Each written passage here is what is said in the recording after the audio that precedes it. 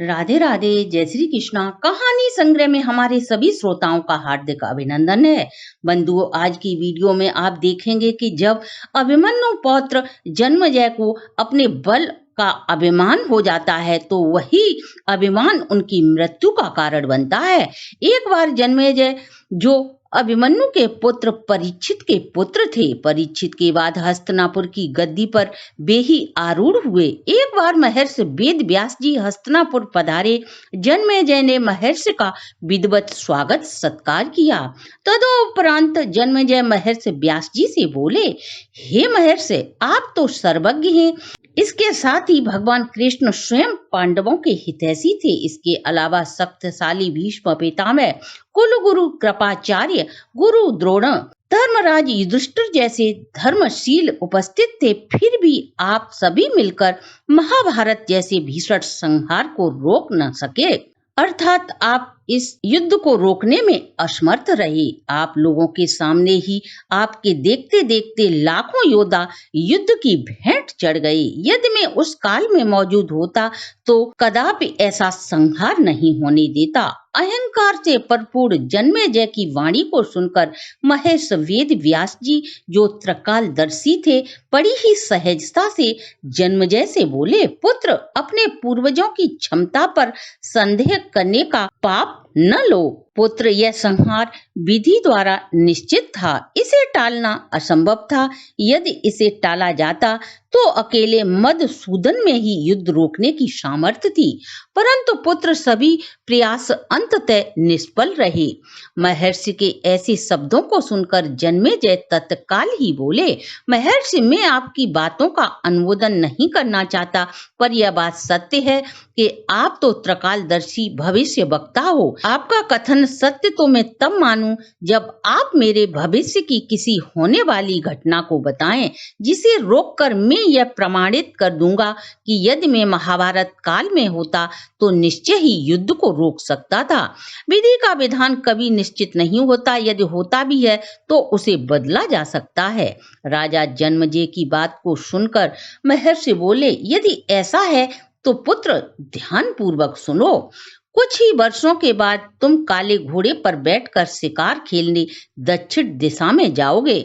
वहां समुद्र के किनारे तुम्हें एक सुंदर स्त्री दिखाई देगी, जिसे तू अपने महलों में लेकर लौटोगे और तदोपरांत तू उस स्त्री से विवाह करेगा। मैं तुझसे मना कर रहा हूँ, ऐसा कदापि न करना, लेकिन मेरे सचेत करने के उपरांत भी तुम ऐसा ही करोगे। इसके बाद उस स्त्री के कहने पर तुम एक यज्ञ का आयोजन करोगे। मैं आज ही तुम्हें सचेत कर रहा हूँ, वह यज्ञ वृद्ध ब्राह्मणों से ही कराना, लेकिन तुम मेरी बात के विपरीत यज्ञ को युवा ब्राह्मणों के द्वारा ही कराओगे। महर्षि की बात को बीच में ही काटते हुए हंसते हुए जन्मेजय बोले, मैं आज के बाद काले घोड़े पर ही नहीं बैठूंगा और ये घटनाएं भी घटित नहीं होंगी। तब व्यास जी बोले, हे पुत्र, ये सब तो पहले से ही निश्चित है, विधि के विधान को कोई नहीं टाल सकता। अतः हे पुत्र, इसके उपरांत आगे क्या होगा इसे ध्यान पूर्वक सुनो। पुत्र, तुम अपनी उस रानी के कहने पर यज्ञ करने वाले उन युवा ब्राह्मणों को मृत्यु दंड दोगे, जिससे तुम्हें ब्राह्मण हत्या का पाप लगेगा। उसी पाप के कारण तुम भयंकर कुष्ठ रोग से पीड़ित हो जाओगे और इसके बाद तुम मृत्यु को प्राप्त करोगे। यदि तुम सामर्थ्यवान हो तो इस विधि के विधान को रोक सको तो रोक लेना। महर्षि वेद व्यास के ऐसे वचनों को सुनकर जन्मेजय ने ऋषि के कथन को सत्य मानकर उस दिन से शिकार पर जाना ही छोड़ दिया। परंतु विधि के विधान को कौन टाल सकता है। जब होने का समय आया तो जन्मेजय को शिकार पर जाने की इच्छा प्रबल हुई और वह सोचने लगा, मैं शिकार के लिए काला घोड़ा लेकर ही नहीं जाऊंगा, दक्षिण दिशा में भी नहीं जाऊंगा। परंतु उस दिन राजा जन्मेजय को अस्तबल में सिर्फ काला घोड़ा ही मिला। जब राजा जन्मेजय घोड़े पर आरूढ़ हुए तो घोड़ा अनियंत्रित होकर उन्हें दक्षिण की ओर समुद्र के तट पर ले गया। वहां जाकर राजा ने जैसे ही एक स्त्री को देखा, वह महर्षि की बातों को भूलकर उस स्त्री पर आसक्त होकर सोचने लगे, इसे साथ तो ले जाऊंगा, परंतु मैं इसके साथ विवाह नहीं करूंगा। जब राजा उस स्त्री को महल में लेकर आए तो उसके प्रेम में सब कुछ भूल गया और उसने उस स्त्री से विवाह कर लिया। फिर महर्षि के कथन के अनुसार ही उस रानी के कहने पर एक यज्ञ का आयोजन किया और युवा ब्राह्मणों को पुरोहित बनाकर यज्ञ संपन्न कराया। न जाने रानी की किस बात पर ब्राह्मणों को हंसी आ गई। यह देख रानी क्रोधित हो राजा जन्मेजय से कहकर उन्हें प्राण दंड दिलाती है। ब्राह्मणों की हत्या के पाप के कारण राजा को असाध्य कोढ़ हो जाता है। अब तो राजा घबराकर महर्षि वेद व्यास जी की शरण में जाता है और अपने प्राणों की रक्षा का उपाय व्यास जी से पूछता है। तब व्यास जी बोले, मैं अंतिम अवसर तुम्हें अपने प्राणों को बचाने का देता हूँ। मेरी बात को ध्यान पूर्वक सुनो। मैं तुम्हें संपूर्ण महाभारत को श्रवण कराऊंगा।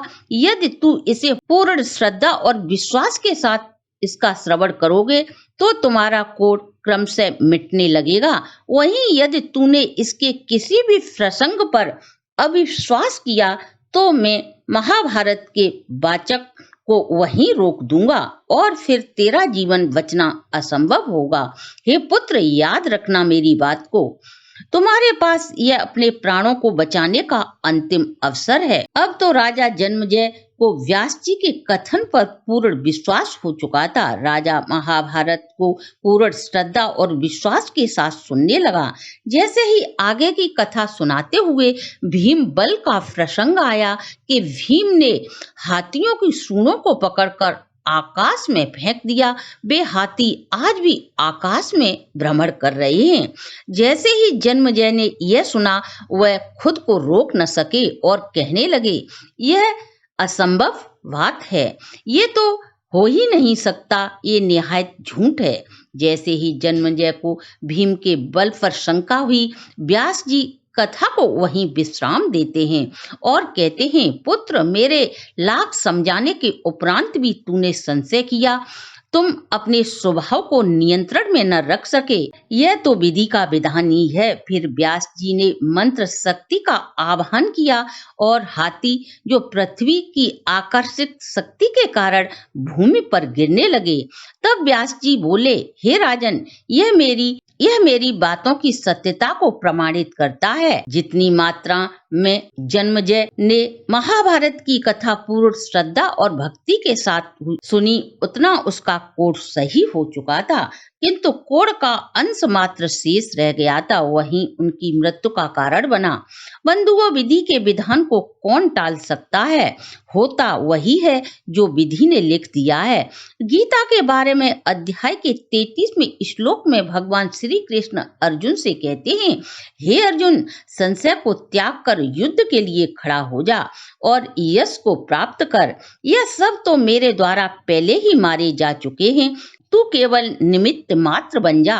अतः परम परमेश्वर पर पूर्ण विश्वास रख, नेक कर्म और भगवान के मंत्रों का जाप मानव के जीवन को बदल सकता है। अतः हम सभी परम पिता परमात्मा का स्मरण करते हुए सदा धर्म पथ पर चलकर अपने कर्मों को करें, तो निश्चय ही प्रभु की कृपा से हमारे पाप नष्ट हो जाएंगे।